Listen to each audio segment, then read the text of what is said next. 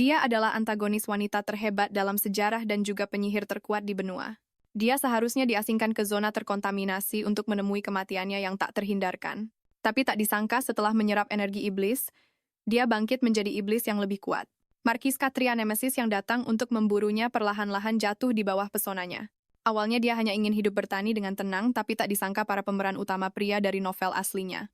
Yang coba dia hindari datang mencarinya satu persatu tepat setelah dia bertransmigrasi ke dalam novel. Gadis itu mendapati dirinya terkunci di dalam sangkar dikelilingi oleh kutukan dan hinaan orang banyak. Sesekali dia dilempari telur busuk, ternyata dia telah bertransmigrasi menjadi Helena. Antagonis wanita paling sengsara dan tragis di dalam novel itu.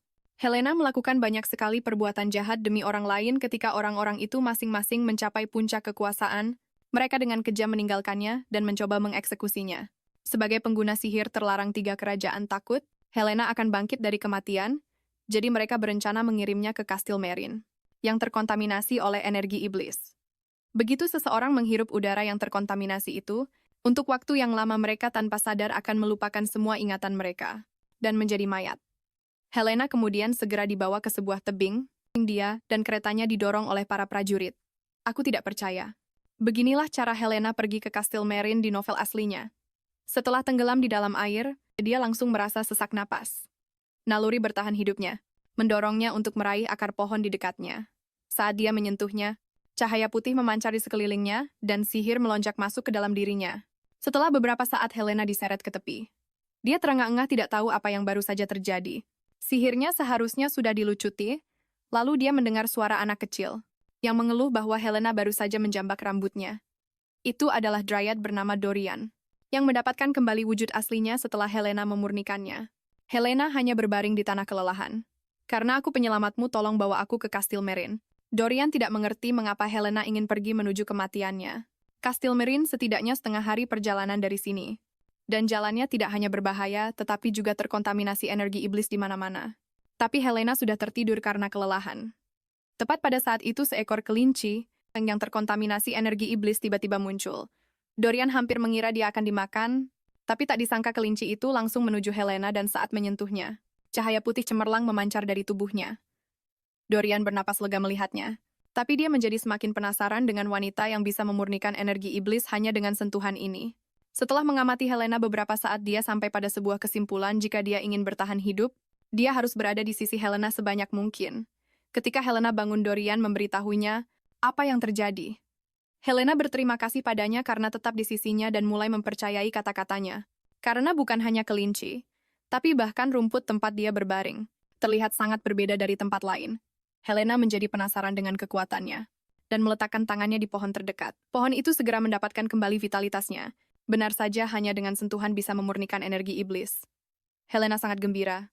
Dia pikir, kemampuan ini pasti kemampuan curang yang disiapkan untuknya sebagai seorang transmigrator. Karena kemampuannya sangat istimewa, Dorian bertanya, apakah dia orang penting? Helena tersenyum tipis dan berkata dia hanyalah seorang penjahat yang agak terkenal. Awalnya dihukum mati, dia diasingkan ke sini dan berhasil menyelamatkan hidupnya. Lalu berangkat menuju Kastil Merin. Sebagai seorang transmigrator moto, hidupnya adalah hidup dengan damai. Pertarungan di novel aslinya tidak ada hubungannya dengan dia. Lagi pula protagonis akan menyelamatkan dunia, dia hanyalah antagonis wanita yang dibenci. Jadi menjauhi orang-orang dan hidup damai adalah pilihan terbaiknya. Dalam perjalanan ke Kastil Merin, Helena ingin iseng memurnikan beberapa tanaman tetapi dihentikan oleh Dorian. Bagaimana jika kekuatanmu habis sebelum kita sampai tujuan? Di malam hari tempat ini penuh dengan monster menakutkan. Jadi kita harus mencari tempat tinggal dulu di Kastil Merin lalu perlahan memurnikannya dengan kastil itu sebagai markas kita. Akhirnya mereka tiba di Kastil Merin saat senja.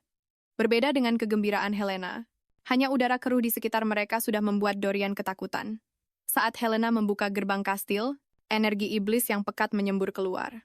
Dorian begitu ketakutan hingga mulutnya berbusa. Tapi bagi Helena ini adalah tempat persembunyian yang sempurna. Dia sangat yakin dengan kemampuannya. Dia bisa mengubahnya menjadi rumah yang hangat. 1 tahun kemudian, Helena dan Dorian mengolah ladang di sekitar kastil dan menjalani kehidupan bertani yang sederhana. Karena Dorian punya bakat bertani, mereka bahkan mencoba menanam stroberi, tanaman yang sulit ditanam. Tepat saat Helena mendesah betapa indahnya, jika mereka berdua bisa hidup selamanya dengan sederhana dan bahagia seperti ini, tak disangka Dorian merasa jijik dan menuduhnya terus-menerus mencuri makanan, dan tidak tahu dari mana dia punya nyali untuk mengatakan hal seperti itu. Setelah setahun melakukan pemurnian, Helena menemukan kemampuannya sebenarnya lebih seperti melahap. Tubuhnya sekarang bisa bertahan hanya dengan melahap energi iblis. Saat dia melahap semakin banyak energi iblis, rambut merahnya perlahan berubah menjadi hitam. Jadi sekarang untuk mengisi perutnya, Helena hanya bisa pergi ke pinggiran kastil untuk melahap energi iblis. Di dekat sana ada danau yang terkontaminasi energi iblis. Memurnikannya telah menjadi tujuannya, dan dia sangat yakin bisa melakukannya. Lagi pula di kehidupan sebelumnya, dia suka bermain game bertani.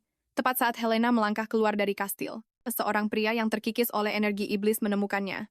Dia sangat ketakutan hingga lari, tapi pria itu menangkapnya. Melihat cahaya putih yang memancar dari tubuhnya, Helena sadar dia bisa memurnikannya, tetapi yang mengejutkannya, pria itu menyebut namanya dengan penuh kebencian mengatakan ingin membunuhnya, yang telah menghancurkan keluarganya. Mendengar ini, Helena langsung menyadari identitasnya. Dia adalah Lucien, salah satu pemeran utama pria di novel aslinya, dan dia juga yang akan membunuh Helena di masa depan. Sebelum mati, Helena mengutuk mereka yang mengkhianati dan menginjak-injak perasaan tulusnya. Semua dosa yang dia lakukan di kehidupan ini akan ditanggung oleh mereka. Setelah kematian Helena, Kastil Merin menjadi tempat lahirnya para iblis. Lahir dari kesedihan dan kemarahan Helena, mereka keluar dari zona terkontaminasi dan mulai membuat kekacauan. Novel aslinya adalah kisah tentang pemeran utama wanita dan 4 pemeran utama pria yang bersama-sama mengalahkan para iblis. Dan Lucien yang membunuh Helena dan terkontaminasi menjadi setengah iblis juga bergabung dengan kubu pemeran utama wanita. Saat ini Helena akhirnya berhasil menyeret Lucien kembali ke kastil. Dorian berpikir dia benar-benar gila karena membawa kembali mayat. Dia juga kaget ada orang yang benar-benar bisa berjalan sampai ke Kastil Merin sambil menahan energi iblis. Helena kemudian mulai memurnikan Lucien. Meskipun dia tahu dia datang untuk membunuhnya, dia juga satu-satunya korban yang murni di antara keempat pemeran utama pria. Namun saat Helena berpikir untuk mengusirnya, setelah dia hampir sembuh, Lucien tiba-tiba sadar dan meraih pergelangan tangannya. Dia menanyakan identitasnya dan di mana tempat ini. Helena berteriak ketakutan, dan Dorian juga menerkam Lucien menggigitnya. Mendengar mereka sekarang berada di Kastil Merin, dia tidak bisa mempercayainya. Pada saat ini, Helena merasakan ada yang tidak beres. Karena secara logika, Lucien seharusnya mengenalinya. Tiba-tiba dia teringat, novel aslinya menyebutkan bahwa Lucien kehilangan sebagian ingatannya karena kontaminasi energi iblis. Karena dia sudah melupakan dendam mereka, Helena tanpa malu memperkenalkan dirinya. Aku Helena, penyelamatmu. Lucien benar-benar mempercayainya. Melihat tidak ada lagi bahaya bagi hidupnya, Helena merasa lega membiarkannya tinggal dan dia mengajaknya berkeliling Kastil Merin.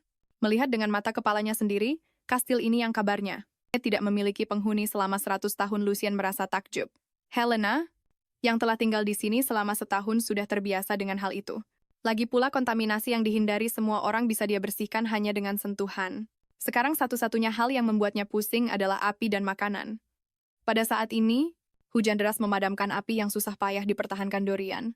Dorian menjadi sangat marah menuduh Helena tidak berguna kecuali untuk pemurnian. Semua pekerjaan rumah dilakukan olehnya sendiri. Kau bahkan tidak bisa bertani. Tidak bisa masak sekarang, kau bahkan tidak bisa menjaga api. Dia lalu menyuruh Helena menyalakan kembali api hari ini, atau dia tidak akan diizinkan tidur. Helena dengan menantang mengambil 2 buah batu, dan mulai mencoba membuat api. Lucien terdiam sejenak.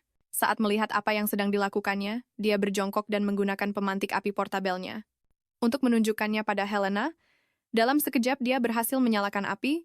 Mata Helena langsung berbinar. Dia bertanya, apakah pemantik api itu mahal? Dan di mana bisa membelinya? Lucien menjelaskan bahwa toko pandai besi biasa menjualnya, dan harganya murah karena tidak membutuhkan sihir. Namun jika hanya untuk membuat api, dia merekomendasikan kompor sihir yang bisa menjaga api secara permanen. Setelah terbiasa dengan Kastil Marion sialan ini, Helena baru pertama kali tahu bahwa ada benda sihir seperti itu. Tepat saat itu, Dorian kembali membawa kayu bakar. Melihat Lucien berhasil menyalakan api, dia dengan malu-malu bertanya, apakah Lucien mau makan stroberi? Setelah tinggal bersama selama setahun ini, pertama kalinya Helena melihatnya menunjukkan ekspresi malu-malu seperti itu nanti saat tidur. Mereka bertengkar lagi, berebut selimut. Sementara itu Lucien, sang pahlawan yang menyalakan api, hanya bisa duduk di samping. Dia tidak bisa menahan diri untuk tidak penasaran pada wanita di depannya ini. Meskipun penampilan dan posturnya sama dengan Helena, dia yakin ini bukan Helena yang dikenalnya. Wanita itu tidak akan pernah menunjukkan senyum seperti itu. Sejenak Lucien merasa bingung dengan hidupnya sendiri. Dia adalah boneka yang dibesarkan oleh keluarga Winter sejak lahir untuk menjadikannya pewaris yang sempurna. Ayahnya mengajarinya bahwa segalanya harus demi keluarga. Dia tidak perlu memahami emosi juga tidak ada yang bisa membuatnya ragu. Semua yang dilakukannya sesuai dengan permintaan keluarga.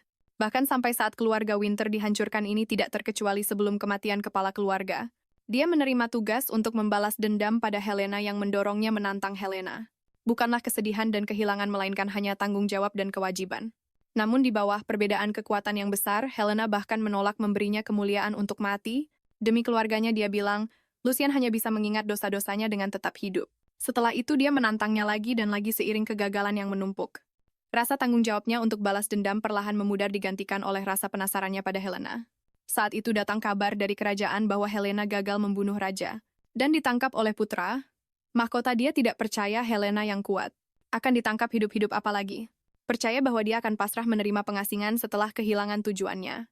Dia menjalani kehidupan biasa dengan nama samaran dalam sekejap mata setahun berlalu.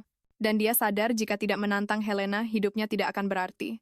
Jadi dia memutuskan untuk menyelesaikan balas dendamnya yang belum tuntas. Dia menunggangi kudanya menuju tempat pengasingan. Namun dia tidak pernah menyangka akan menjadi pembuat api profesional. Di kastil Marion daging kering yang dibawanya dimakan habis oleh Helena. Setelah beberapa hari pengamatan yang cermat, Lucian yakin Helena telah kehilangan ingatannya. Dan bahkan kehilangan sihir serta akal sehatnya menghadapi orang di depannya yang tidak tahu apa-apa ini. Seperti anak kecil. Lucian tidak tega membunuhnya kehilangan tujuan hidupnya. Membuatnya merasa agak bingung, jadi dia memutuskan untuk mengambil kesempatan ini, untuk melihat perasaannya yang sebenarnya dengan jelas, dan menilai apakah tuduhan bahwa Helena itu jahat, benar-benar kedatangan Lucian juga membawa perubahan besar dalam hidup Helena. Setelah mencicipi dendeng, dia sama sekali tidak mau kembali ke hari-hari yang sulit. Di masa lalu, dia memutuskan untuk pergi keluar zona terkontaminasi, untuk membeli beberapa kebutuhan dan meminta Lucian memberitahunya cara keluar. Mendengar ini, Lucian tetap diam bagaimana mungkin dia tahu jalannya. Dia sampai di sini hanya dengan maju secara membabi buta, namun dia punya peta dengan tanda Kastil Merin. Helena segera merebutnya dan mulai mempelajarinya hasilnya tentu saja. Adalah dia tidak bisa memahaminya sama sekali pada saat ini. Lucian berkata dia bisa membaca peta itu. Saat ditanya apakah dia bisa mengemudikan kereta dia bertanya-tanya dalam hati, berapa banyak barang yang akan dibelinya. Masalahnya pun diselesaikan seperti itu. Sebelum berangkat, Dorian memperingatkan Helena untuk tidak sembarangan memungut barang. Untuk dimakan atau lari bersama orang asing memperlakukannya persis seperti anak kecil. Di jalan Lucian berjalan sangat cepat, dan Helena hanya bisa berlari kecil untuk mengikutinya. Dia hampir jatuh. Lucian ingin meminimalkan waktu kontak dengan energi iblis karena tujuan utama mereka. Dalam perjalanan ini adalah membeli persediaan yang sangat dibutuhkan jika mereka melakukan pemurnian sambil berjalan. Itu akan memakan banyak waktu. Helena pikir itu masuk akal.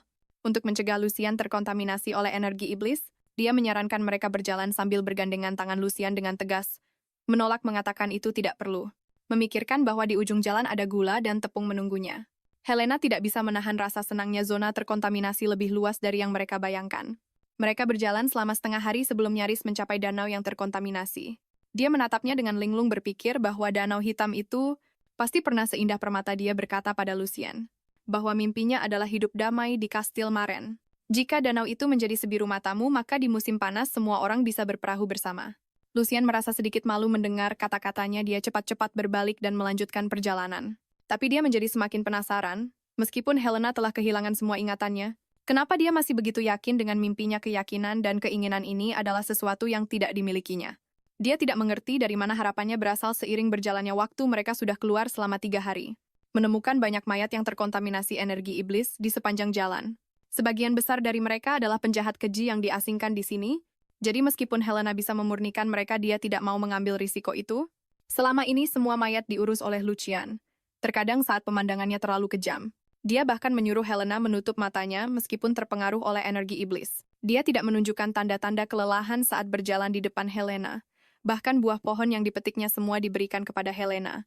Sementara dia mengunyah akar rumput Helena, bahkan bertanya-tanya apakah dia punya kecenderungan masokis. Padahal dengan syarat dia bisa menyerap energi iblis, dia sebenarnya tidak butuh makan atau tidur sama sekali pada saat ini. Lucian tiba-tiba bertanya padanya, "Apa kau masih ingat siapa dirimu? Apa kau tahu kejahatan apa yang kau lakukan di masa lalu? Dan kenapa kau tinggal di Kastil Merin? Tidakkah kau merasa gelisah karena lupa siapa dirimu?" Lalu dia memperingatkan Helena bahwa begitu di luar, dia tidak boleh mengungkapkan identitasnya. Helena bingung, bukankah Lucian yang kehilangan ingatan? Tapi dia tetap memilih untuk mengikutinya, mengatakan bahwa saat dia sadar, dia sudah terkunci di dalam sangkar lalu dilempar dari tebing dan tiba di Kastil Meron. Setelah berbicara dengan Lucien, beberapa saat dia tahu bahwa Lucien sebenarnya tidak kehilangan ingatan. Tapi dia tiba-tiba mulai meragukan tujuan hidupnya, dan apa yang dia yakini sebelumnya mungkin hanya kebohongan. Saat mereka berbicara, energi iblis mulai terpancar dari tubuhnya. Helena tidak menyangka dia sudah terinfeksi sampai sejauh ini tanpa berkata apa-apa. Dia dengan cepat meraih tangannya untuk membantunya melakukan pemurnian, memikirkan betapa perhatiannya. Dan pedulinya Lucien padanya, Helena bertekad untuk memberinya akhir yang bahagia. Berbeda dari novel aslinya, keesokan harinya mereka akhirnya mencapai perbatasan zona terkontaminasi. Mereka memutuskan untuk makan enak terlebih dahulu. Lucien memberitahunya bahwa mulai sekarang dia harus berpura-pura menjadi adiknya. Begitu mereka masuk ke restoran ayam di tangan pemilik restoran, Fatima langsung menarik perhatian. Helena dia tidak tahu sudah berapa lama tidak merasakan makanan lezat seperti itu. Setelah itu dia tentu saja memesan setumpuk makanan. Helena memutuskan untuk menikmati setiap hidangan dengan saksama. Sementara itu Lucien sudah makan sampai kenyang dan siap untuk pergi berbelanja. Helena memberitahunya bahwa dia tidak bisa membaca, jadi dia pikir akan lebih mudah jika dia pergi sendiri. Tapi sebenarnya Helena sudah hafal semua buku di Kastil Meron. Tujuannya menipu Lucien tentu saja. Demi makanan penutup yang disediakan restoran, melihatnya kelaparan, Fatima dengan baik hati memberinya makanan tambahan sebagai amal, jelas menganggap Helena sebagai pengemis. Namun ada banyak harta karun di Kastil Marin yang membuat Helena pusing adalah dia sekarang tidak punya baju ganti. Dia hanya punya 2 setel pakaian, satu dimodifikasi dari jubah, dan satu lagi dibuat oleh Dorian dari serat pohon. Namun setelah bertanya-tanya, dia baru tahu tempat ini sama sekali tidak punya toko pakaian. Semua orang membuat pakaian mereka sendiri dari kain. Helena dengan pasrah berpikir untuk membeli kain dan meminta Dorian membuatkan pakaian untuknya. Saat mereka kembali, Fatima bilang dia bisa menjual beberapa kain kepada Helena asalkan dia membayar. Helena dengan santai mengeluarkan koin emas ingin membeli semua kainnya. Mata Fatima langsung berbinar saat melihat uang. Dia tidak hanya memberikan semua kainnya pada Helena, tapi juga memberikan pakaiannya yang tidak muat kepada Helena. Selain itu ada satu set peralatan masak yang hampir baru. Pada saat ini Lucien kembali meskipun dia tidak bisa menemukan kompor sihir. Dia membeli beberapa benih gandum dan minyak untuk menyalakan api dan memasak. Awalnya dia mengira akan mendapat pujian dari Helena, tak disangka Helena langsung menyuruhnya tidur. Sebelum pergi, Lucien mengatur agar mereka pergi ke pasar bersama. Besok lagi dia ingin membeli seekor kuda. Dengan begitu, Helena akan lebih mudah pergi keluar untuk melakukan pemurnian di masa depan. Dia tidak tahu bahwa rencana lain Helena untuk perjalanan ini adalah untuk meninggalkannya. Bersama dengan pemeran utama, wanita akan lebih baik untuk Lucien, tapi dia sangat meremehkan keterikatan Lucien padanya. Dia bahkan mengejarnya, sama sekali tidak peduli dengan efek energi iblis padanya. Dia sebenarnya sudah tahu selama ini tapi tidak mau mengakuinya. Saat Helena memegang tangannya, dia tidur lebih nyenyak dari sebelumnya.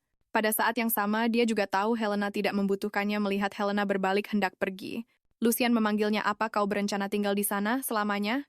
Helena menjawab dengan dingin, "Itu rumahku, gaya hidupku tidak butuh pemahamanmu. Sudah waktunya kau menjalani hidupmu sendiri." Lucien menatapnya dengan tidak percaya. Bertanya-tanya apakah Helena berencana meninggalkannya. Selama ini Helena benar-benar bingung. Seolah-olah dia pernah memilikinya. Dia kemudian bersiap untuk memberikan Lucien tindakan kebaikan terakhirnya, memurnikan energi iblisnya dan menyuruhnya kembali. Tak disangka Lucien meraih pergelangan tangannya untuk menghentikannya. "Karena kau membuangku begitu saja, maka tidak masalah. Bahkan jika aku terkontaminasi, kau tidak perlu peduli." Helena menjadi sedikit cemas melihat ini karena jika dia tidak segera memurnikannya, sesuatu pasti akan terjadi pada Lucien. Lucien menyuruhnya untuk tidak khawatir. "Mereka tidak punya alasan untuk bersama, jadi kau tidak perlu memurnikanku atau merasa bersalah. Lagi pula aku datang ke sini untuk mencari kematian.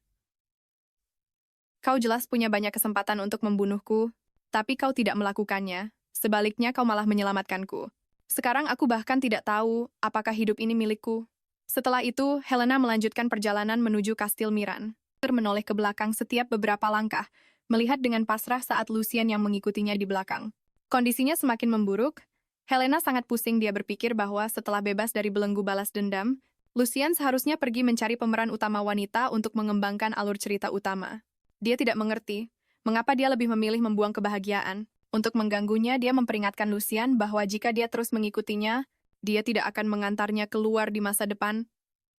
Tapi Lucien menangkap kejanggalan dalam kata-kata ini. Dia heran mengapa Helena tahu namanya. Dia kemudian sadar. Dia mungkin telah menipunya selama ini. Dia sama sekali tidak kehilangan ingatannya dan bisa membaca peta dan tulisan untuk sesaat Helena merasa bersalah. Tapi tidak bisa menjelaskan padanya bahwa dia bukan Helena yang asli. Sama sekali, dan bahkan jika dia memberitahunya, Lucien mungkin tidak akan percaya. Jadi dia memalingkan kepalanya dan pergi sendiri. Tak disangka pada saat ini, Lucien tiba-tiba berlutut memohon padanya untuk tidak meninggalkannya. Jika dilihat lebih dekat itu, karena dia telah terkikis terlalu dalam oleh energi iblis. Helena tidak punya pilihan selain membungkuk dan mengulurkan tangannya padanya. Akulah penyihir jahat yang membantai seluruh keluargamu dan menjadi musuh. 3 kerajaan mengetahui fakta ini, apa kau masih mau ikut denganku? Mendengar ini, Lucian menunjukkan senyum cerah dan meraih tangannya. Ekspresi itu seperti seseorang yang telah lama mengembara dan akhirnya menemukan jalan pulang. Sementara itu, di kota perbatasan zona terkontaminasi Kardinal Eugene dari gereja. Sekali lagi melakukan perjalanan pribadi untuk merawat orang-orang tapi secara logika. Pekerjaan semacam ini sama sekali bukan tugas seorang kardinal, jadi banyak orang di gereja menganggap perbuatan baiknya sebagai sifat gegabah anak muda dan keinginan untuk mendapat pujian, tapi sebagai asisten Eugene, Jenna tidak berpikir begitu dalam benaknya. Impian Kardinal Eugene adalah melenyapkan Helena si jahat dan memurnikan zona terkontaminasi sepenuhnya. Jika tidak, dia tidak akan begitu panik menyuruhnya menyelidiki keberadaan Helena. Tepat ketika Eugene berpikir tidak ada petunjuk lagi, kali ini seorang satria tiba-tiba melaporkan bahwa para saksi melihat orang yang selamat dari keluarga Winter memasuki zona terkontaminasi. Mendengar ini, sosok yang ingin balas dendam pada Helena muncul di depan mata Eugene. Dia segera memerintahkan semua bawahannya pergi ke kota tempat Lucien muncul di sisi lain.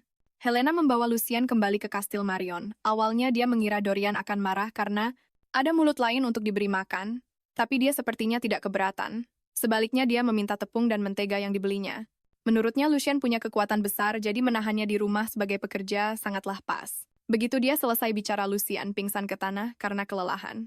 Karena tidak ada dokter di sini, mereka memutuskan untuk membiarkan Lucien mengurus dirinya sendiri.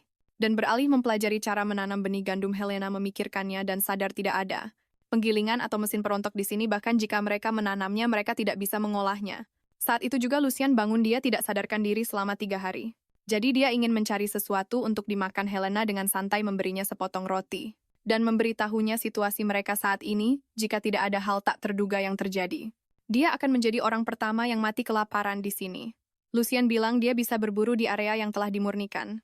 Yang membuat Helena tertawa terbahak-bahak, bukannya dia belum pernah mencoba, tapi tempat ini bahkan tidak punya tikus, katanya.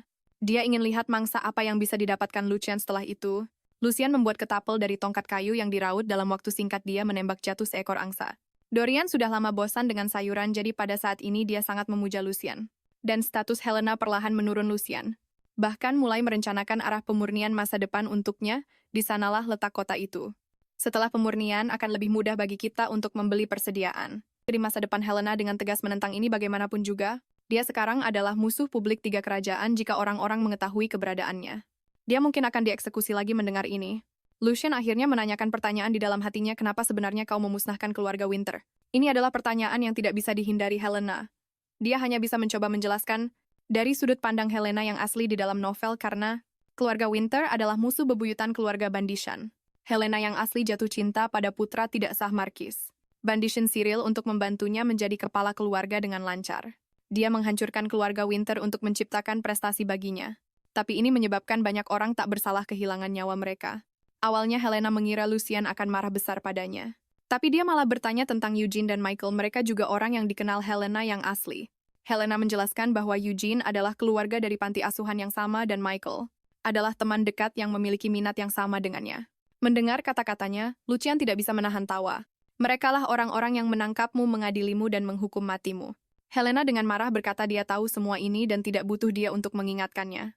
Sebaliknya, kenapa Lucien yang jelas-jelas datang untuk membunuhnya? Berpura-pura amnesia, Lucien menjawab untuk hidup. Helena tidak mengerti. Apakah maksudnya meninggalkan kebencian untuk memulai hidup baru? Atau hanya untuk menghindari dunia luar? Saat itu juga Lucien tiba-tiba bertanya, apa kau masih mencintai mereka sekarang? Helena membeku. Dia bahkan belum pernah bertemu ketiga orang itu, jadi dia tidak tahu harus menjawab apa. Keraguannya sejenak membuat Lucien salah paham. Dia pikir Helena adalah penyihir malang yang terikat oleh perasaan lama. Helena ingin menjelaskan tapi tidak tahu bagaimana caranya. Malam itu dia tidak bisa tidur sama sekali. Karena Dorian dan Lucien masing-masing memiliki bakat dalam bertani dan berburu. Dibandingkan mereka, dia hanya menumpang hidup saat dia memikirkan bakat apa yang dia miliki. Seekor ngengat raksasa yang aneh tiba-tiba muncul di hadapannya. Ngengat itu langsung menyerangnya. Dia ingin lari tapi sudah terlambat setelah bersentuhan dengan ngengat itu. Helena menyadari kemampuannya telah meningkat. Sekarang dia bisa langsung memurnikan energi iblis di suatu area. Tanpa menyentuh, apapun. Tidak hanya itu, dia juga bisa mengendalikannya dengan bebas. Selain itu, dia bisa menyuntikkan energi iblis ke dalam makhluk hidup, membuat mereka berubah menjadi iblis yang mematuhi perintahnya. Kemampuan yang terlalu kuat ini membuat Dorian berseru bahwa dia praktis adalah seorang Raja Iblis Helena. Memanipulasi seekor laba-laba untuk menembakkan jaring ke wajah Lucian, meskipun sejauh ini dia baru mencobanya pada serangga. Secara teori dia bisa mengendalikan makhluk apapun, jadi akan jauh lebih mudah bagi mereka untuk keluar. Untuk membeli bahan makanan di masa depan, Dorian berpikir mungkin Helena sekarang bisa menyelamatkan manusia-manusia yang terkontaminasi oleh energi iblis. Lucian juga berpikir itu patut dicoba karena banyak orang tak bersalah di hutan ini. Telah terkontaminasi, tapi Helena tidak mau karena ada juga banyak penjahat di sini. Jika dia tidak sengaja mengubah seorang pembunuh menjadi iblis, itu akan menjadi masalah terlebih lagi. Saat mengubah orang menjadi iblis, semua ingatan manusia akan hilang. Dia percaya ini adalah tindakan yang sangat tidak bertanggung jawab, mereka tidak punya hak untuk memutuskan nasib orang lain. Dengan begitu saja, jawaban Lucian sederhana, tapi itu membuat Helena tertegun. Tapi bagaimana jika meskipun begitu mereka masih ingin hidup? Dorian maju saat ini untuk mengatakan cukup, sama sekali tidak ada artinya membahas topik-topik ini. Sekarang mereka melanjutkan pekerjaan pemurnian di hutan, tapi Helena telah memutuskan untuk tidak menggunakan kekuatan ini pada manusia karena di novel aslinya. Kekuatan inilah yang mengubah Kastil Marion menjadi sarang iblis dan setelah kematiannya, iblis-iblis itu mendapatkan kebebasan dan menciptakan kekacauan yang mengerikan, tapi dalam beberapa menit berikutnya. Tekad Helena diuji, beberapa mayat yang terkontaminasi energi iblis yang muncul di hadapan mereka sebenarnya adalah pria-pria baik yang dia temui.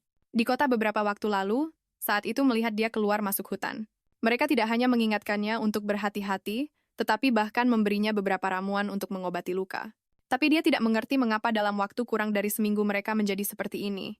Ternyata semuanya berasal dari penyelidikan gereja. Beberapa hari yang lalu mereka mengancam Fatima untuk mendapatkan informasi. Eugene langsung menyadari wanita yang dibicarakan Fatima adalah Helena. Jadi dia menggunakan kehendak Tuhan sebagai dalih untuk memblokade seluruh kota. Dan semua penduduk desa yang tidak mematuhi perintah diusir ke zona terkontaminasi. Untuk mengurus diri mereka sendiri, dia mencium cincin kayu usang di tangannya. Sangat percaya itu bisa membuktikan cintanya pada Helena dia, dan Helena tumbuh bersama di panti asuhan. Mereka saling memanggil keluarga dan bersumpah untuk bersama selamanya. Tak lama kemudian Helena dan Lucian dengan hati-hati datang ke pinggiran kota untuk mengamati situasi, entah dipengaruhi oleh Helena asli atau tidak. Dia langsung melihat Eugene di tengah kerumunan yang memanfaatkan Helena untuk naik ke posisi kardinal. Lalu mengkhianati Helena, bersikeras melucuti sihirnya dan mengasingkannya ke zona terkontaminasi. Lucian melihat ekspresi di wajahnya saat itu, juga Eugene juga merasakan tatapan mereka. Matanya membelalak kaget melihat situasinya memburuk. Helena cepat-cepat mundur bersama Lucian dengan teriakan Eugene Satria yang tak terhitung jumlahnya menyerbu masuk. Lucian melindungi Helena sambil menangkis hujan panah. Tepat saat mereka akan kembali ke zona terkontaminasi, para ksatria keji itu benar-benar menggunakan nyawa Fatima untuk mengancam mereka. Eugene dengan merasa paling benar mengklaim ini adalah hukuman karena telah membantu Helena. Helena hanya bisa melihat tanpa daya saat Fatima memberi isyarat lemah dengan matanya. Agar dia lari melihat ini, Helena benar-benar murka. Dia menyuruh Lucian membawa Fatima kembali sementara energi iblis yang terkumpul di tubuhnya. Akhirnya meledak energi iblis yang pekat langsung menyelimuti seluruh hutan. Menyadari kontaminasi menyebar, para ksatria lari ketakutan. Pada saat ini Eugene akhirnya tiba dengan menunggang kuda memohon Helena untuk berhenti dan mendengar penjelasannya. Helena hanya menganggapnya konyol jika dia benar-benar berniat untuk berbicara dengannya. Dia seharusnya tidak mengancam Fatima jika dia masih mencintai Helena yang asli. Dia seharusnya meninggalkan gereja karena dia betapa sakitnya perasaan Helena. Helena yang asli tidak berani menyerang gereja justru karena dia, tapi dia memanfaatkannya. Tidak hanya bersaksi di depan umum untuk mengkonfirmasi identitasnya, tetapi juga melucuti sihirnya. Dan dengan kejam mengasingkannya ke zona terkontaminasi. Helena, sebagai seorang pembaca, sekarang ingin mencari keadilan untuk Helena yang asli dan membalaskan dendamnya. Dia tanpa basa-basi memotong penjelasan Eugene, menjawab dengan dingin, "Pergi kau munafik. Mulai sekarang ini adalah wilayahku, siapapun yang berani mendekat akan kubunuh." Tanpa ampun, karena khawatir kontaminasi akan terus menyebar. Para ksatria memilih untuk mundur, dan Helena berhasil menyelamatkan Fatima. Dalam perjalanan pulang, Fatima sangat ketakutan. Dia memeluknya erat dan tidak mau melepaskannya. Helena dengan pasrah menyerahkannya kepada Lucian dan meminta Fatima untuk memikirkan dengan matang tentang apa yang akan terjadi selanjutnya 3 hari kemudian. Fatima akhirnya memilih untuk tinggal di Kastil Marion, karena dalam situasi saat ini, dia tidak bisa pulang sama sekali. Lagi pula, Kardinal Eugene sangat terobsesi dengan Helena, sehingga dia pasti tidak akan melepaskannya dengan mudah. Awalnya Helena berpikir untuk menyuruhnya pergi dengan beberapa koin emas, tapi mendengar bahwa Fatima telah dicap sebagai bidah dan akan dieksekusi, jika tertangkap dia hanya bisa mengurungkan niat itu. Fatima tidak begitu mengerti orang seperti apa Helena yang dirumorkan itu. Dia hanya tahu Helena adalah penyelamatnya dan dia pikir deklarasi terakhir Helena Sangat keren, Helena. Tiba-tiba merasa bingung, dia tidak menyangka bahwa mulai sekarang, dia benar-benar akan menjadi penguasa wilayah Fatima cepat beradaptasi dengan kehidupan di Kastil Marion. Dia bahkan bisa merebut telur dari angsa yang marah, dia juga bisa membuat segala macam hidangan lezat. Bisa dikatakan dia telah menjadi kehadiran yang tak tergantikan di kastil ini. Dorian bahkan mengabaikan Helena ingin hidup bersama Fatima selamanya. Helena awalnya sedikit cemburu, tapi dia langsung takluk oleh makanan lezat itu. Di tengah-tengah makan Lucien, tiba-tiba bertanya apakah dia tahu sejarah zona terkontaminasi, karena dia akan menjadi seorang penguasa pengetahuan umum ini sangat penting. Pertama, pemilik pertama Kastil Marion adalah Marquis Marion. Pendapat berbeda tentang identitas aslinya. Ada yang bilang dia seorang sarjana yang terobsesi dengan demonologi, yang lain bilang dia adalah penyihir gelap yang bisa memanggil iblis yang paling penting. Tanah ini bukan milik 3 kerajaan bahkan saat tidak terkontaminasi. Gereja memberikan nama keluarga Meron kepada para penjahat dan mengasingkan mereka ke sini sekarang. Helena adalah satu-satunya orang yang diberi nama keluarga Meron yang masih hidup jadi entah itu kastil. Danau atau hutan semuanya pada dasarnya adalah milik pribadinya. Helena sangat senang mendengarnya tapi kemudian dia menenangkan diri. Kastil Marion memang bisa dianggap wilayahnya, tapi jika dia sepenuhnya memurnikan tempat ini, 3 kerajaan pasti akan mengirim pasukan untuk menjarahnya. Lucien menyuruhnya untuk tidak khawatir karena alasan inilah 3 kerajaan tidak akan dengan mudah bergerak ke tempat ini. Helena juga teringat novel aslinya, menyebutkan bahwa kekuatan 3 kerajaan saling seimbang, jadi mereka saling menahan diri begitu satu pihak mencoba merebut Kastil Marion. 2 pihak lainnya akan menghalangi mereka terlebih lagi di bawah kesaksian gereja. Mereka menandatangani perjanjian yang mengakui zona terkontaminasi sebagai properti pribadi Meron, jadi apapun yang terjadi, mereka tidak akan secara terbuka melanggar perjanjian ini. Mendengar ini, Helena langsung lega, jadi dia seorang marques sekarang. Lalu dia dengan cepat menugaskan semua orang. Dorian adalah petani, Lucien adalah penjaga. Fatima tentu saja adalah kepala koki seiring berjalannya waktu. Pola pikir Helena telah berubah dari kehidupan pengasingan hanya dengan Dorian menjadi manajemen pertanian sederhana. Dia merasa seperti menjalani kehidupan seorang manajer. Dengan persetujuan bulat semua orang, Helena secara resmi mengumumkan deklarasinya. Sebagai Markis Maron, waktu dengan cepat tiba di awal musim panas. Semua yang ada di dalam wilayah itu tampak sangat harmonis. Fatima mulai memelihara dan merawat angsa. Dorian dan Lucien seperti biasa, satu bertanggung jawab untuk bertani dan satu lagi untuk berburu. Meskipun terlihat damai, sebenarnya roti di tangan Helena terbuat dari sisa tepung terakhir, khawatir akan kembali ke kehidupan mereka sebelumnya. Yang miskin, dia memutuskan untuk pergi ke kota bersama Fatima dan Lucien untuk berbelanja setelah konflik terakhir dengan gereja. Kerajaan Holt memperkuat pertahanan perbatasan di sekitar zona terkontaminasi untuk sementara waktu. Rumor bahwa iblis yang bangkit akan menghancurkan Holt menyebar di seluruh jalan. Para penduduk desa yang terkontaminasi dan tidak bersalah itu dituduh secara salah sebagai bawahan Helena. Hanya berkat Kardinal Eugene, rencana jahat Helena berhasil dihentikan. Helena mendengar ini dan tidak bisa membela diri karena kerajaan Neve dan Holt terus-menerus berselisih. Mereka memutuskan untuk pergi ke kota perbatasan di Neve. Dan kali ini saat mereka berbicara, 2 mayat berjalan perlahan ke arah mereka. Dilihat dari pakaian mereka, mereka tampaknya berasal dari abad yang lalu. Lucien hendak menghadapi mereka tetapi dihentikan oleh Helena. Dia berpikir, lebih baik menunggu sampai dia menemukan cara untuk membedakan apakah mayat-mayat ini adalah orang yang tidak bersalah atau penjahat sebelum menghadapi mereka. Di gerbang kota, mereka bertiga dihentikan oleh penjaga yang menanyakan tujuan mereka. Fatima mengatakan bahwa karena suami nonanya berselingkuh, mereka di sini untuk menangkap selingkuhannya. Mereka mengarang alasan ini. Karena Neve menganut monogami, mereka awalnya berpikir akan diizinkan lewat dengan lancar. Tetapi penjaga itu menatap mereka dengan curiga karena dibandingkan dengan 2 wanita kotor ini. Pria di belakang mereka jelas lebih terlihat seperti seorang bangsawan. Fatima tidak punya pilihan selain berbohong habis-habisan, menjelaskan bahwa nonanya sebenarnya yang berselingkuh. Dan pria di belakang mereka adalah cinta sejati nonanya. Jadi kali ini, mereka terutama ingin menemukan suami nonanya agar mereka bisa bersama penjaga itu mempercayai mereka. Sebelum berpisah, dia bahkan mengingatkan Helena untuk menghargai cinta sejati. Akhirnya melihat kota setelah sekian lama, Helena dan Fatima berbelanja sepuasnya. Permen dan buah-buahan sudah pasti, topi dan aksesori juga diambil semua. Mereka berbelanja hingga malam dan menemukan penginapan untuk beristirahat tepat saat Helena berbaring. Suara berisik datang dari luar. Sekelompok orang Holt yang terluka terbaring di tanah berteriak bahwa mereka digigit serigala dan membutuhkan perawatan medis meskipun banyak dari mereka yang terluka parah. Tatapan orang-orang terhadap mereka tetap tidak ramah, beberapa bahkan mengutuk mereka sebagai pencuri. Helena sangat mengerti mengapa orang-orang kerajaan Neve begitu marah. Novel aslinya menggambarkan bahwa di sebuah kota perbatasan kerajaan Holt yang berbatasan dengan kerajaan Neve ada seorang countess yang menyukai bulu snow beast. Tetapi suatu hari ketika sang count ketahuan selingkuh dan menghadapi perceraian, Dia menugaskan para pemburu untuk menangkap Snow Beast didorong oleh uang para pemburu, menyerbu kerajaan Nif dan menjadi pemburu liar yang menyebabkan jumlah Snow Beast anjlok. Baru setelah kerajaan Nif mengirim tim investigasi mereka mengetahui kebenarannya. Masalah pernikahan bangsawan negara lain menyebabkan Snow Beast yang berharga dibantai. Tentu saja rakyat marah Fatima mengagumi Helena yang tahu begitu banyak. Tanpa meninggalkan rumah saat itu juga seorang pria seperti pendeta muncul. Dia bergumam bahwa Tuhan akan mengampuni para pendosa dan kemudian mengobati para pemburu liar itu. Melihat ini orang-orang di sekitarnya marah tetapi tidak berani mengatakan apa-apa. Tepat saat Fatima berpikir para pemburu liar, itu akan diselamatkan. Helena hanya tersenyum karena dia tahu pria itu sama sekali bukan pendeta.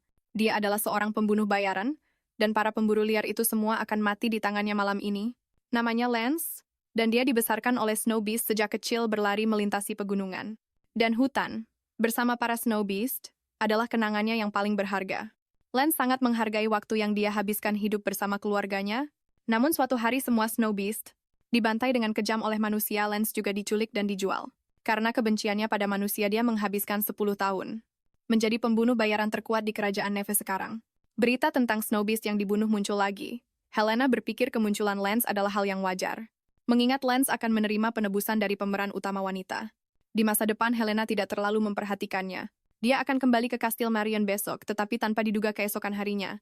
Lance muncul di depan pintunya. Helena membeku karena terkejut tidak tahu apa yang terjadi.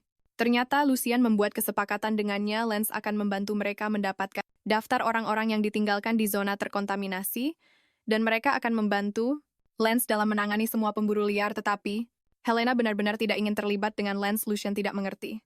Bukankah kau selalu khawatir tentang orang-orang yang terkontaminasi?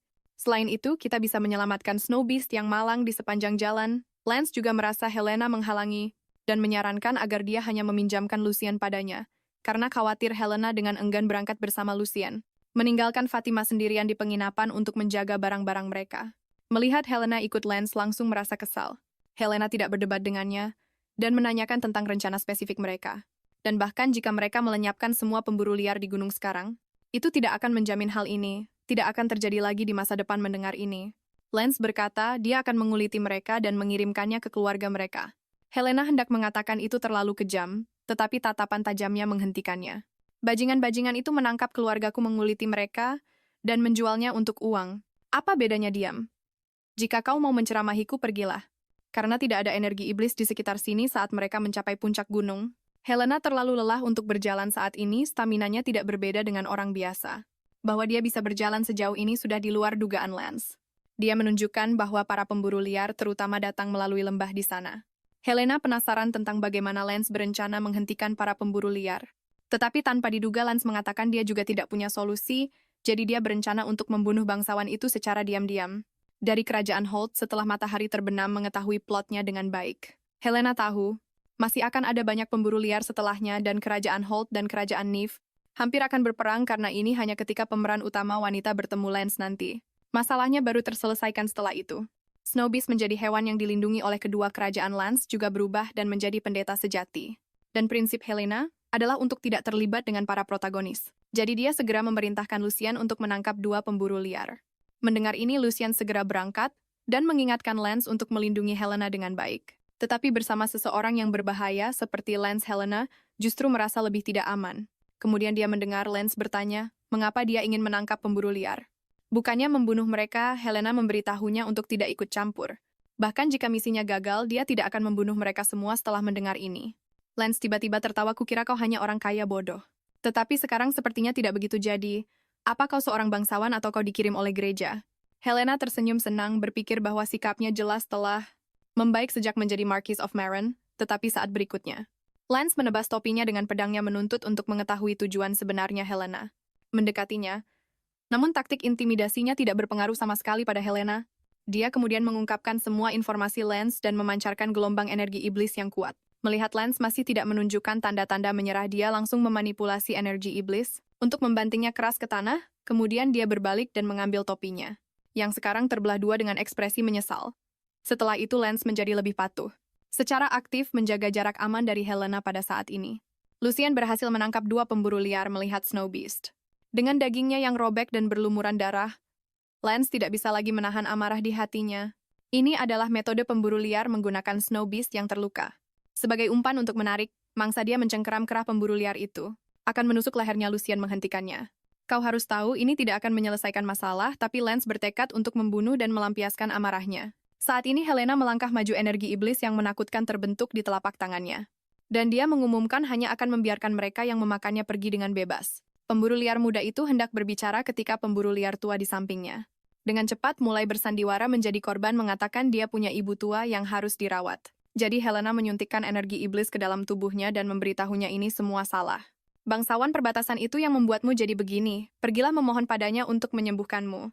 Melihat ini, pemburu liar muda itu tampak ngeri. Dia tidak hanya mengenali energi iblis, tapi juga tahu nasib mereka yang terkikis olehnya. Dia bertanya pada Helena tentang apa yang terjadi jika mereka menyerang orang tanpa pandang bulu setelah menyerap energi iblis. Dia tidak tahu bahwa inilah tujuan Helena. Dia menyuruhnya untuk menyebarkan berita bahwa para pemburu liar yang memburu Snow Beast terkontaminasi oleh energi iblis, dan bahwa area yang terkontaminasi telah menyebar ke pegunungan Grandis. Dia bahkan memberinya upah dan mengancamnya jika kau tidak mengikuti perintahku. Pembunuh bayaran akan menggorok lehermu. Selama beberapa hari berikutnya mereka menunggu di penginapan untuk memastikan apakah pemburu liar yang mereka lepaskan menyelesaikan tugasnya dengan benar. Sebenarnya dia diam-diam menyuntikkan energi iblis ke pemburu liar muda itu. Tak lama kemudian kedua pemburu liar itu akan kehilangan kewarasan dan menjadi mayat. Dan mengenai energi iblis, para bangsawan pasti akan melaporkannya ke gereja. Jadi kegiatan perburuan liar mereka juga akan diadili dan dengan campur tangan gereja. Para pemburu liar tidak akan bisa mendekat sama sekali. Baru saja membicarakan ini, Fatima membawa berita bahwa bangsawan perbatasan dari kerajaan Holt mengirim utusan ke Grandis meminta kerjasama. Tuan Grandis tentu saja tidak setuju. Kecuali pihak lain mengakui perburuan liar terlebih dahulu, dan dengan begitu misi Lance berakhir dengan sukses. Malam itu juga dia membawa daftar orang-orang terkontaminasi yang ditinggalkan untuk Helena. Kecepatannya membuat Helena marah, yang menuntut untuk tahu apakah dia sudah punya daftar ini sejak awal. Tapi pada akhirnya dia memutuskan untuk percaya pada Lance. Setelah transaksi selesai, Helena ingin berjabat tangan untuk menunjukkan niat baik. Tapi tak disangka, Lance mengira dia akan membunuhnya untuk membungkamnya. Dan dengan panik mundur ketakutan melihat ini, Helena dengan kesal membuka jendela dan menyuruhnya pergi. Tapi Lance memilih untuk pergi lewat pintu. Helena menghela napas pasrah, mengeluh bahwa Lance sebagai pembunuh bayaran tidak pergi lewat jendela, dan benar-benar tidak mengerti gaya. Helena dan Lucien secara khusus menyewa kereta untuk mengangkut perbekalan. Mereka tidak hanya membeli banyak sayuran dan produk daging Helena. Akhirnya bisa membeli pakaian indah yang diinginkannya. Tapi begitu turun dari kereta, Dorian mengeluh bahwa dia berpakaian seperti badut. Dia dengan canggung menjelaskan bahwa Fatima yang memilihkan pakaian ini. Fatima tidak mengungkapkan kebenarannya. Dan diam-diam mengingatkan Dorian bahwa Helena bersusah payah berganti pakaian ini di dalam kereta. Melihat Helena berdiri di sana sambil cemberut, Lucien memanggilnya untuk membantu memindahkan barang-barang. Mendengarnya dia langsung berlari. Berpikir tidak mungkin mereka menyuruhnya bekerja saat dia sedang tidak senang. Bagaimanapun juga dia adalah seorang markis. Setelah itu Helena mulai berpikir tentang cara menyelamatkan orang-orang yang terkontaminasi itu. Tubuh manusia sangat rapuh. Satu kesalahan bisa membuatnya membunuh seseorang atau mengubah mereka menjadi iblis. Tapi penyucian adalah sesuatu yang hanya bisa dia lakukan, yang menciptakan tekanan besar dan rasa tanggung jawab. Jadi Helena berlatih pada dirinya sendiri, mengendalikan energi iblis untuk mengalir di tubuhnya setipis sehelai rambut. Hanya dengan cara ini dia bisa sepenuhnya menghilangkan energi iblis dari aliran darah. Jika dia kehilangan konsentrasi sekali saja, itu bisa menyebabkan kegagalan. Tapi Helena bertahan dan terus berlatih.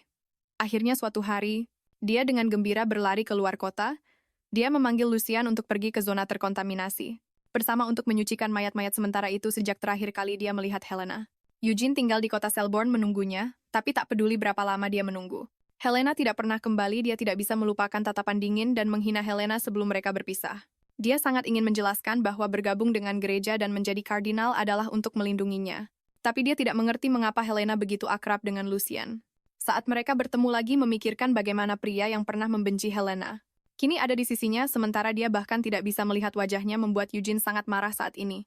Jenna melapor kepadanya bahwa area terkontaminasi telah menyebar ke pegunungan Grandis. Eugene segera merasakan sesuatu yang aneh karena selain saat dia bertemu Helena di Selborne terakhir kali, tidak pernah ada insiden penyebaran area terkontaminasi dalam sejarah. Jadi dia meninggalkan dua kesatria suci di Selborne untuk melanjutkan pengawasan dan segera menuju gereja Grandis sendiri. Pejabat gereja memberitahunya bahwa seluruh pegunungan Grandis sekarang ditutup karena seorang pemburu liar mengaku telah menyaksikan penyebaran energi iblis. Dan ketika pemburu liar pertama keluar, dia sudah terkontaminasi dan langsung ditangani oleh para prajurit pemburu liar kedua. Sekarang di penjara di ruang bawah tanah gereja menyadari Helena melakukan kontak dengan para pemburu liar. Eugene segera bersiap untuk menemuinya berharap, dalam hatinya bisa mengetahui keberadaan Helena.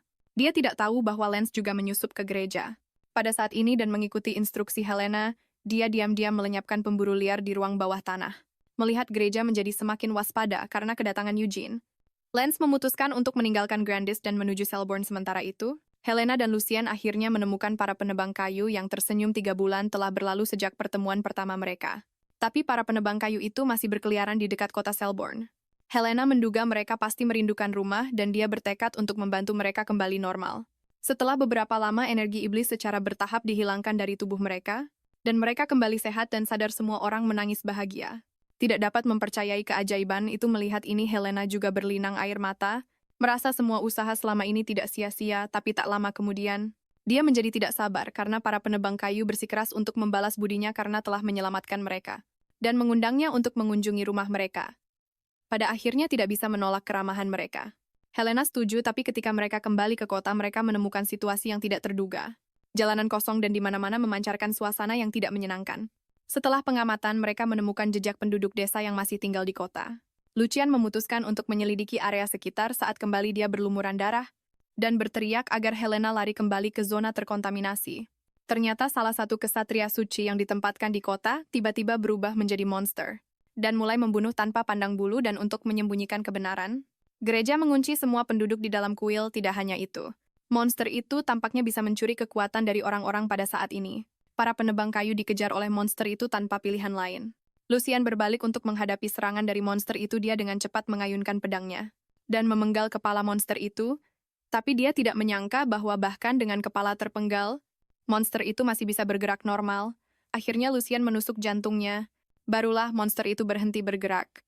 Helena membungkuk untuk mengamati, dan benar-benar merasakan aliran energi iblis dari jantung monster itu, tapi secara logika yang seharusnya ada di dalam seorang kesatria suci adalah kekuatan suci.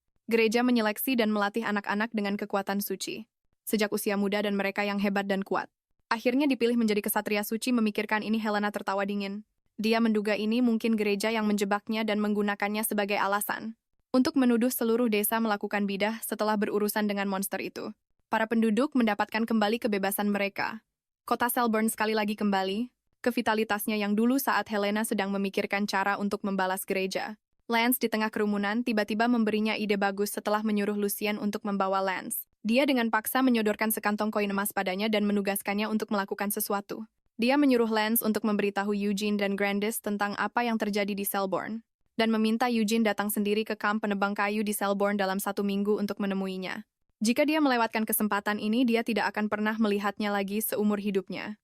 Menurut alur cerita aslinya, Helena mengingat pertemuan antara Helena yang asli dan Eugene 2 tahun lalu. Dia sedang diburu karena membunuh Raja Holt, dan karena tidak punya tempat lain untuk pergi, dia menemukan Eugene.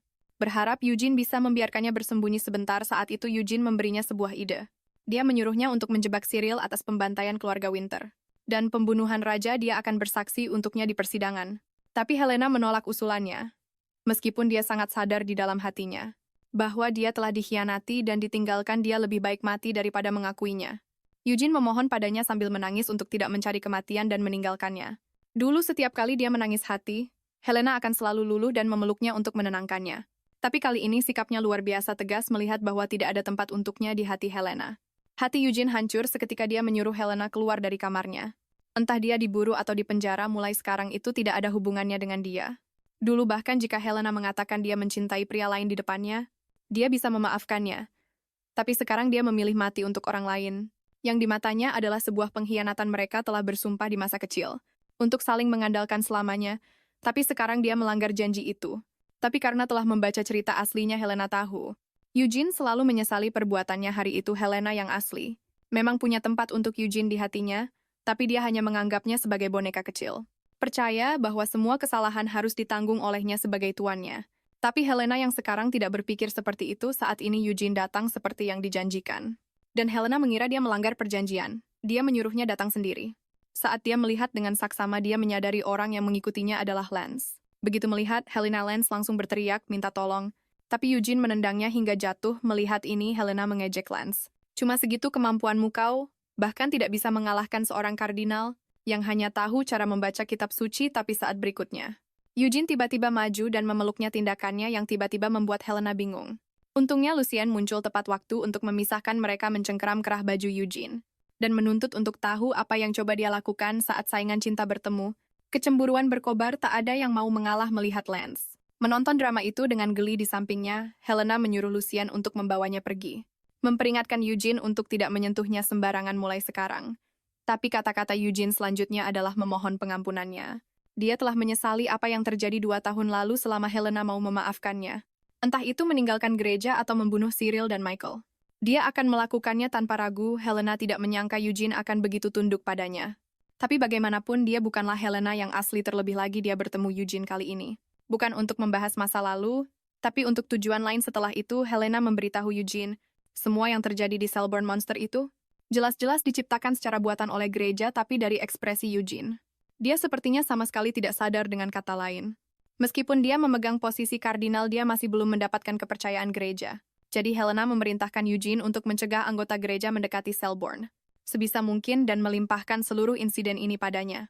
Dia bisa mengatakan dia menyaksikan sendiri penyihir jahat. Helena menciptakan iblis dalam kasus itu. Gereja pasti akan setuju dengan usulannya untuk menutupi kebenaran. Meskipun ini akan membuat reputasinya semakin buruk, tapi jika ini bisa melindungi penduduk Selborne dari pengadilan bid'ah, dia percaya itu sepadan, meskipun Eugene tidak ingin merusak reputasinya. Di bawah permintaan Helena yang berulang kali, dia hanya bisa setuju. Lalu Helena bertanya mengapa. Dia memanfaatkannya untuk menjadi kardinal melucuti sihirnya, dan mengasingkannya ke zona terkontaminasi. Mendengar ini, Eugene menjadi gelisah. Bersikeras itu adalah kesalahpahaman. Dia melakukan semua itu untuk melindungi Helena. Karena jika Helena tidak lagi memiliki sihir, orang tidak akan takut dan menyakitinya lagi. Ketika 3 kerajaan dengan suara bulat memutuskan untuk mengeksekusi Helena, dia bahkan mempertaruhkan nyawanya untuk membujuk mereka mengubah putusan. Dan dia tahu bahwa Helena akan aman di zona terkontaminasi. Mendengar ini, Helena menganggapnya tidak masuk akal dan merasa lebih kasihan pada Helena yang asli. Apa kau pikir kau melindungiku? Saat itu dia tidak bisa membayangkan kesepian dan penderitaan Helena yang asli di Kastil Meron. Dia tidak punya keluarga atau teman. Sihir adalah satu-satunya dukungannya, tapi itu direnggut dengan kejam olehnya. Bahkan jika orang memanggilnya iblis, itu adalah satu-satunya kekuatan Helena untuk melindungi dirinya sendiri. Jadi saat Eugene mengatakan semuanya demi kebaikannya, Helena tidak berekspresi. Apa kau ingat bagaimana kau menjadi kardinal di gereja? Akulah yang sengaja menyebabkan banjir dan menyebarkan penyakit untuk memberimu kesempatan memenangkan hati orang-orang. Akui saja kau memilih pengkhianatan karena tidak mendapatkan cintaku. Jadi tidak perlu berpura-pura melindungiku. Mendengar kata-katanya, Eugene jatuh berlutut dalam keputusasaan. Dia berharap menerima pengampunan Helena. Untuk itu dia rela memberikan nyawanya melihatnya menangis seperti ini. Helena mengeluh bahwa novel sialan ini benar-benar membuat para pemeran utama pria terlalu cantik. Dia akhirnya mengerti mengapa Helena yang asli merasa sangat tidak berdaya menghadapi air matanya. Bahkan Lucien pun terdiam. Akhirnya Helena melunak dan menyuruhnya untuk tidak terus memikirkan pengkhianatan itu. Karena dia bukan gadis yang membuat janji itu dengannya di panti asuhan. Selain itu, Eugene akan segera menemukan cinta dengan pemeran utama wanita. Setelah itu, Eugene tinggal sementara di Selborne. Untuk mencegah persidangan terjadi, dia menyarankan Helena membawa para penebang kayu pergi. Karena banyak orang tahu mereka terkontaminasi, dan jika gereja mengetahuinya, Helena mungkin juga dalam bahaya. Mendengar ini, Helena juga berpikir, mungkin lebih baik membawa para penebang kayu ke Kastil Marion, tapi pada awalnya, dia ingin mengirim mereka untuk tinggal di Grandis. Orang-orang di Kastil Maran tidak sepenuhnya normal, tapi tak disangka. Karena dia menyuruh Lance mencuri dokumen gereja dan ketahuan. Sekarang seluruh kota dijaga oleh ksatria suci, tapi dia tidak bisa begitu saja meninggalkan orang-orang malang ini. Pada akhirnya Helena harus menempatkan mereka dan keluarga mereka di Kastil Maran. Fatima dan mereka adalah kenalan lama. Mengetahui suami mereka menerima banyak bantuan dari Helena.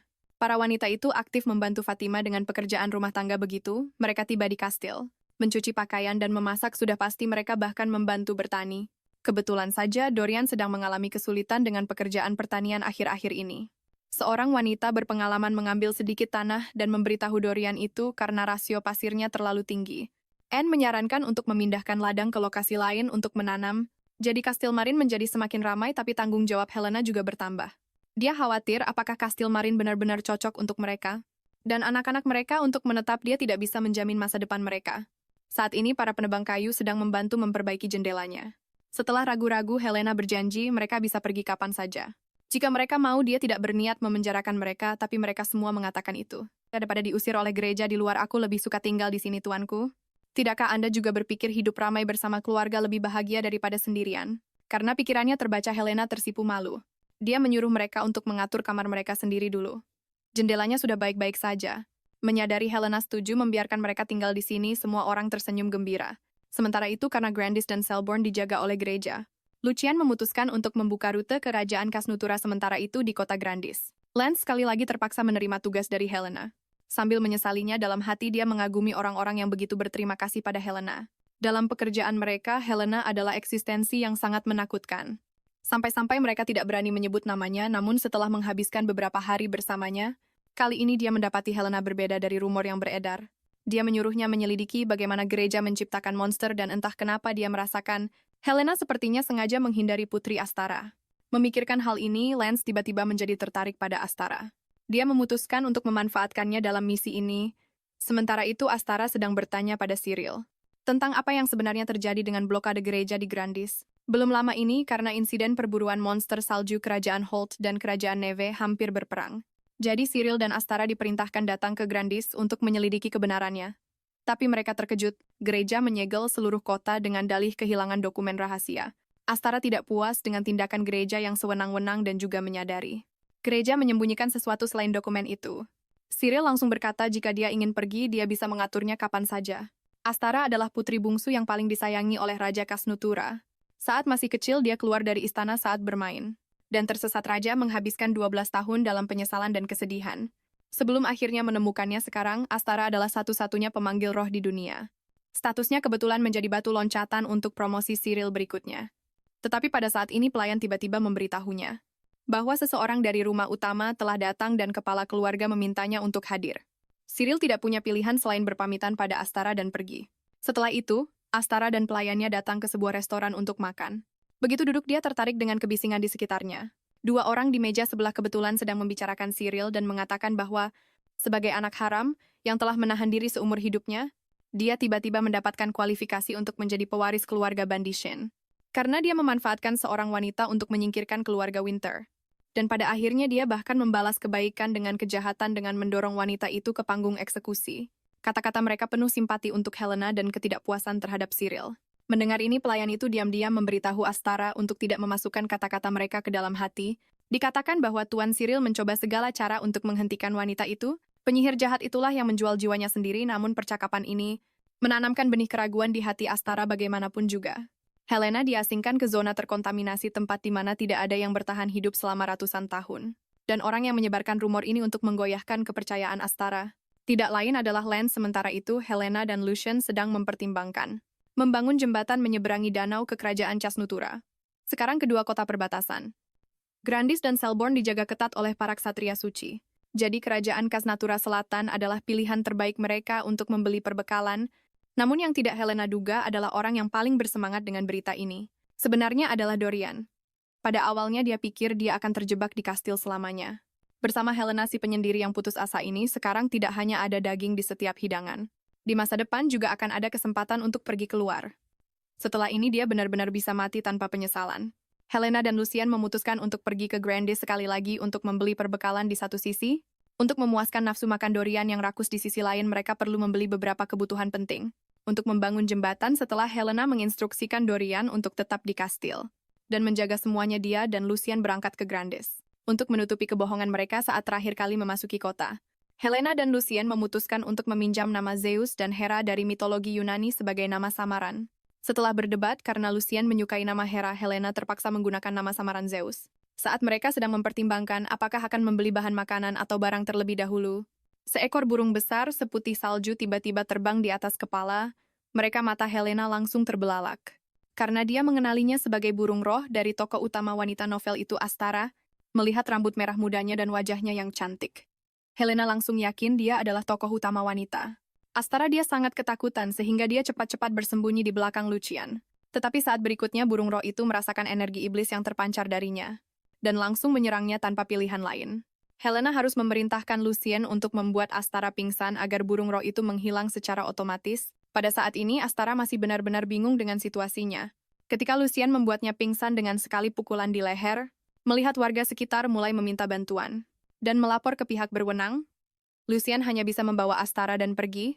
Pertama, untuk menutupi jejak mereka, mereka datang ke sebuah pemakaman Lucien merasa ini merepotkan, dan bahkan ingin membunuh Astara di tempat Helena tertegun. Berpikir bagaimana dia selalu ingin membunuh orang padahal itu adalah pasangan takdirnya di cerita asli. Dia dengan tegas memperingatkannya untuk tidak memiliki pikiran seperti itu dan memberitahunya. Burung roh itu yang mencoba menyerangnya bukan Astara. Lucien tidak mengerti. Kalau begitu, bukankah lebih baik membunuhnya untuk membuatnya mengurungkan niat itu? Helena menjelaskan bahwa wanita yang mereka culik adalah putri dari kerajaan Kasnatura. Saat berbicara dia dengan hati-hati memeriksa wajah Astara ini adalah karakter favoritnya di masa lalu. Astara bahkan lebih cantik dari yang dia bayangkan, tidak heran 4 pemeran utama pria memperebutkannya. Tepat saat Helena tidak bisa menahan diri untuk mendekat, Astara terbangun.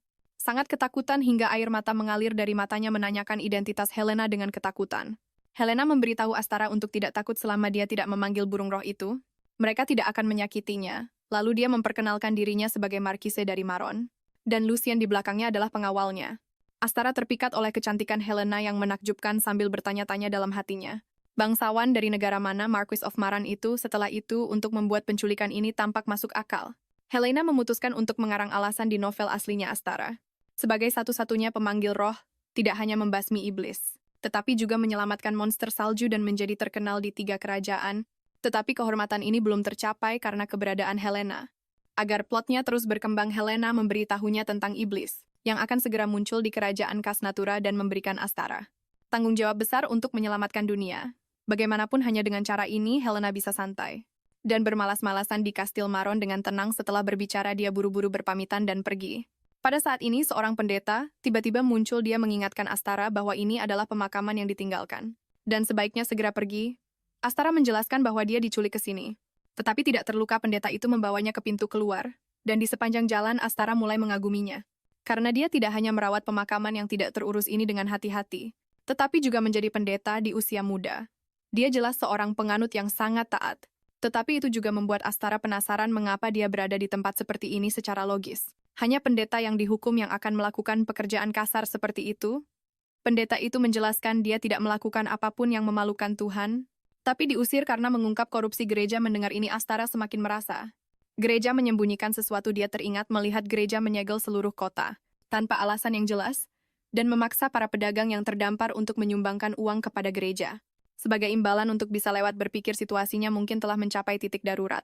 Astara mengungkapkan identitasnya, berharap pendeta itu akan bergabung dengannya untuk mengungkap kejahatan gereja. Selama pendeta itu kembali ke Kasnatura, bersamanya dia yakin bisa mengembalikan posisinya. Pada akhirnya mereka mencapai kesepakatan. Dan pendeta itu sebenarnya adalah Lance yang menyamar sementara itu.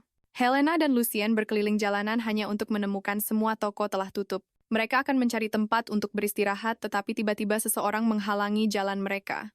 Saat mata mereka bertemu, kedua belah pihak membeku. Helena langsung mengenali pria itu sebagai Cyril yang pernah meninggalkan pemilik asli tubuhnya. Tanpa sepatah kata pun, Lucien menunjukkan niat membunuh dan menebasnya. Karena Cyril lah yang memanfaatkan Helena untuk menghancurkan keluarga Winter. Saat mereka bertarung, Helena diam-diam bersembunyi. Dia perlu mencari cara untuk menyembunyikan penampilannya. Lagi pula jika Cyril mengetahui identitasnya, dia mungkin akan menghadapi kembali diburu bersama oleh 3 kerajaan. Meskipun Cyril dibantu oleh bawahannya, dia tetap bukan tandingan Lucien. Lalu Lucien mengejeknya. Aku heran kenapa anak haram Marquess Bandishan ada di sini. Apa kau mencari wanita lain untuk dimanfaatkan? Ku dengar kau masih belum mendapatkan warisan keluarga, bahkan setelah memusnahkan keluargaku demi mendapatkan jasa. Hanya ini yang bisa kau capai. Kau benar-benar tidak kompeten. Meskipun Cyril sangat marah saat ini, dia tetap memilih untuk melimpahkan kesalahan pada Helena.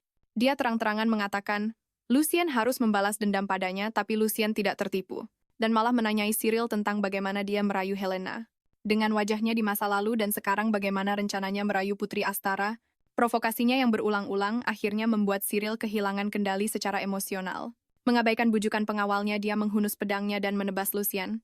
Saat Helena berfantasi tentang Lucien yang dengan mudah mengatasi Cyril, dia menyadari pertarungan ini tanpa sadar telah menarik banyak penonton termasuk orang yang lewat, yang menyaksikan mereka menculik sang putri dalam sekejap. Helena dan Lucien menjadi sasaran kritik publik. Melihat kerumunan akan memanggil penjaga lagi. Helena harus membujuk Lucien untuk mundur sementara. Namun dia bersikeras agar Helena pergi lebih dulu, dengan niat penuh untuk menghajar Cyril habis-habisan. Helena terang-terangan mengatakan Lucien gila, dia tidak bisa mengatur perbekalan dan mengemudikan kereta sendirian tanpa pilihan lain. Lucien menggendong Helena, dan dengan patuh pergi menyaksikan semua ini. Cyril memiliki pertanyaan di hatinya. Dia ingat dengan jelas bahwa sejak keluarga Winter dimusnahkan, semua teman dan keluarga Lucian telah meninggal, dan dia menghilang saat mencari Helena. Jadi siapa wanita itu setelah itu untuk menghindari para pengejar dari Grandis? Helena dan Lucian melarikan diri melewati pegunungan ke perbatasan Holt. Helena menyalahkan Lucian karena tiba-tiba terlibat dalam pertarungan hidup mati dengan Cyril sambil juga bertanya-tanya mengapa dia menahan diri. Karena kau menyukainya kan, jawaban itu membuat Helena benar-benar bingung. Butuh beberapa saat baginya untuk mengingat itu adalah lubang yang dia gali sendiri saat menjelaskan. Alasan menghancurkan keluarga Winter, dia tiba-tiba tidak tahu harus berkata apa. Dan dia juga sangat bingung dalam hatinya mengapa Helena yang asli menyukai Cyril. Padahal ada dua pilihan yang lebih baik, yaitu Eugene dan Michael, atau apakah hanya karena wajah Cyril lebih sesuai dengan seleranya dan dia memberitahu Lucian. Dia tidak lagi tertarik pada Cyril. Sekarang tipe idealnya adalah Dorian. Lucian tidak bisa menahan senyum mengatakan lain kali mereka bertemu. Dia tidak akan menunjukkan belas kasihan pada Cyril setelah itu. Mereka hanya membeli perbekalan di perbatasan Holt, meskipun tidak semakmur Grandis. Secara umum itu bisa memenuhi kebutuhan mereka begitu mereka kembali ke rumah. Fatima menyiapkan pesta untuk mereka dengan bahan-bahan yang baru dibeli. Para penduduk Kastil Merin menjadi semakin bersatu. Saat musim panas berakhir dan musim gugur mendekat, jembatan itu secara resmi selesai dibangun. Semua orang bersorak dan bersukacita karena ini adalah langkah pertama bagi Kastil Merin untuk terhubung dengan dunia luar. Helena memberikan nama yang menggema pada jembatan itu. Jembatan Iblis. Dorian agak khawatir dengan nama yang sesat seperti itu. Tapi Helena terbuka dan jujur mengatakan ini hanya untuk menghormati Markize Iblis pertama. Berkat dia semua orang bisa memiliki wilayah yang begitu damai. Pada saat ini Lucian di sampingnya tiba-tiba memanggilnya. Hanya dengan sekali lihat Helena terkejut sebatang pohon setebal setengah meter. Terbelah dua oleh satu tebasan Lucian menjelaskan bahwa kemampuan fisiknya telah meningkat secara signifikan baru-baru ini. Dia menduga itu karena berulang kali terkontaminasi lalu dimurnikan. Selama proses pembangunan jembatan dan para penebang kayu memiliki pengalaman yang sama. Mendengar ini, Helena tidak bisa tidak khawatir berpikir itu karena dia tidak memurnikan energi iblis. Dengan cukup tuntas dia dengan cemas menangkup wajah Lucian dan memeriksanya dengan cermat khawatir. Dia akan menjadi setengah iblis dari cerita aslinya, tapi dari warna matanya hingga setiap bagian tubuhnya. Dia tidak menemukan kelainan. Setelah pemeriksaan, dia menghela napas lega. Tingkah lakunya menimbulkan kecurigaan Lucian, kenapa kau menyentuhku di mana-mana seperti orang mesum? Setelah itu, Helena juga bertanya kepada para penebang kayu. Tentang kondisi fisik mereka, jawabannya pada dasarnya sama dengan Lucian. Selain kebugaran fisik yang meningkat, tidak ada kelainan lain. Dari sini, Helena menarik kesimpulan tubuh menjadi lebih kuat. Setelah terkontaminasi oleh energi iblis dalam sekejap, dia teringat satria suci yang dia temui di Selborne, energi iblis yang dia ekstrak saat itu. Berbeda dari biasanya, seolah-olah seseorang dengan sengaja memadatkan energi iblis di lokasi jantung. Memikirkan hal ini, dia menduga ini mungkin cara gereja menciptakan monster. Jadi dia memanggil bola energi iblis untuk bereksperimen, dan terus-menerus memadatkan energi iblis saat energi iblis berputar lebih cepat dan memadat. Energi iblis di sekitarnya hampir lepas kendali. Tepat saat dia akan kehilangan kendali, dia berhasil memadatkan energi iblis. Akhirnya sebuah inti yang mengandung sejumlah besar energi iblis yang terkonsentrasi terbentuk di telapak tangannya. Dan inti ini bahkan lebih kuat dari yang ada di dalam satria suci. Sementara itu, Astara sedang memeriksa Anif di Kasnutura karena Helena pernah memberitahunya bahwa banjir dan iblis akan muncul di Kasnutura pada musim gugur, dan satu-satunya kota di negara ini yang bisa mengalami banjir adalah Anif yang terhubung dengan zona terkontaminasi, melihat ladang gandum emas yang luas. Pelayan itu berkata mereka seharusnya membawa Tuan Cyril sehingga sang putri, dan hubungan Tuan Cyril pasti akan menjadi lebih dekat. Lance di samping mereka tersenyum, tapi tidak mengatakan apa-apa. Pada saat ini Astara bertanya apakah dia pernah mendengar nama Meron. Jujur saja dia masih tidak percaya iblis akan muncul. Lance mengatakan siapapun di gereja akan tahu nama Maron. Karena itu adalah nama Tuan yang menguasai zona terkontaminasi. Dan itu juga alasan Lance ada di sini. Ternyata saat Helena menugaskannya untuk menyelidiki gereja, Lance juga mendengar nama Cyril dan Michael dari Eugene, dan keduanya tampaknya adalah musuh Helena. Lance memutuskan untuk menggunakan Astara karena hubungannya yang baik dengan Cyril. Tapi dia tidak menyangka Astara juga datang ke sini mengikuti kehendak Helena. Seolah-olah semuanya berada di bawah kendali Helena. Jadi Lance membuat keputusan di dalam hatinya. Jika Astara benar-benar bisa mengalahkan iblis seperti yang diprediksi Helena, dia akan mengikuti Helena selamanya. Karena dalam badai yang akan datang berada di sisi Helena adalah tempat teraman